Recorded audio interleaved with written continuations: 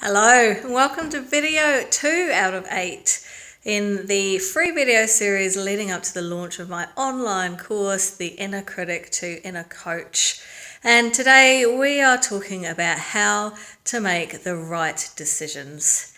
And every day for 8 days I'm going to be choosing a subject which is important in life and talking about how your inner dialogue, your negative self-talk, either creates that issue or perpetuates it in some way. And then I'll be offering a quick and dirty solution that you can be using straight away to start to reverse those negative effects. And so how to make the right decisions? Well, hey, before I go any further, I have to say I've got a confession to make. I led you to this video under false pretenses because here is the deal. There is no such thing as a right decision. It just doesn't exist. Okay, there's no one sitting in the sky with a clipboard and ticking your decisions off as right or wrong. It just does not happen. Okay, so the only thing there is a decision that you make and then the natural consequences of that decision. And that those consequences are either desirable to you and useful to you in your life or undesirable to you and not useful. So the only thing we have, there's no black and white, right and wrong. There's just making a decision and there's feedback. It's either useful or not, the results of that decision.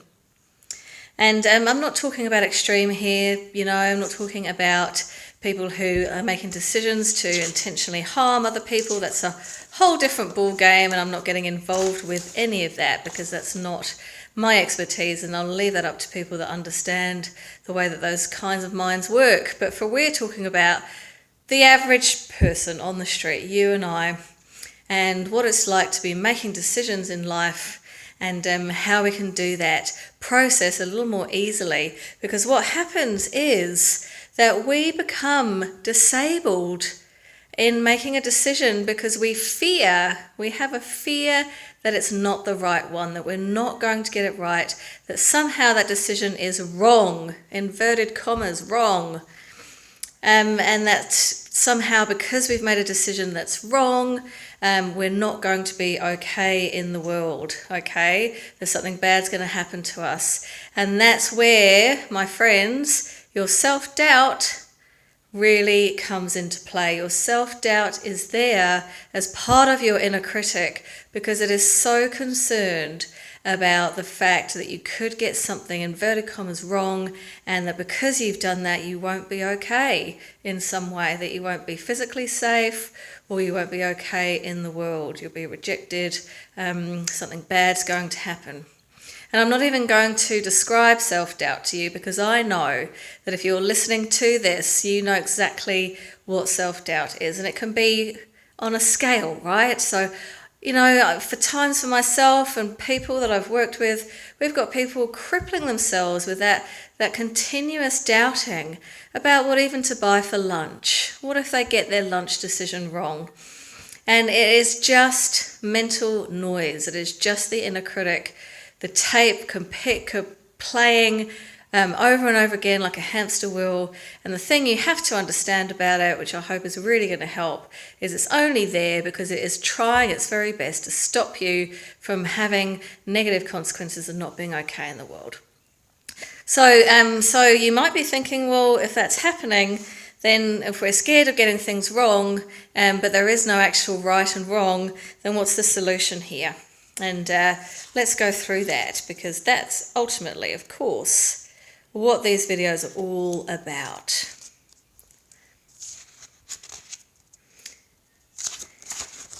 So the thing to understand is that what we're really afraid of here is the way that we will hold ourselves in judgment and criticism and disapproval if we should get something not right, inverted commas, wrong.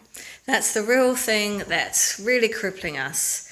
And so we need to turn that around because people are so afraid of feeling bad and we think it's other people judging us, but what it really is our inner critic turning in on ourselves and judging us. So it's really how we treat ourselves and how we feel about ourselves, and that's what we're afraid of. That's why we're afraid of getting these things wrong.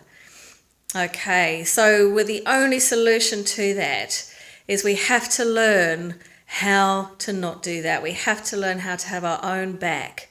It's the only way out of it, because if we can say that no matter what happens and no matter what decisions we make, no matter what mistakes we may make, that we still love and approve of ourselves and we have our own back, and that no matter what, we're going to be okay with ourselves, then that is what makes the biggest difference.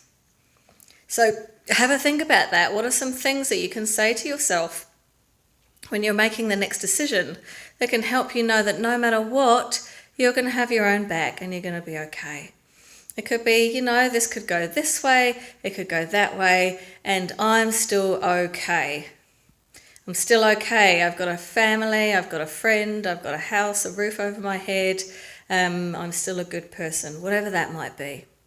So I really encourage you to have a play with that and really holding on to that concept that the only way to make useful decisions is to understand that any decision is just feedback. And if you have your own back, if you can support yourself 100% and help yourself learn and grow no matter what that feedback is, then you're going to be able to get rid of that self-doubt and make decisions that are actually useful for you in your life. So let me know how that goes for you. And of course, I'll go into this in much more detail with the Inner Critic to Inner Coach online course, which is launching in 7 days now. So I really talk about that piece about having your own back, because it is so, so essential. So for now, tune in again tomorrow, where we're going to be talking about how to use your inner dialogue to create more happiness. See you then.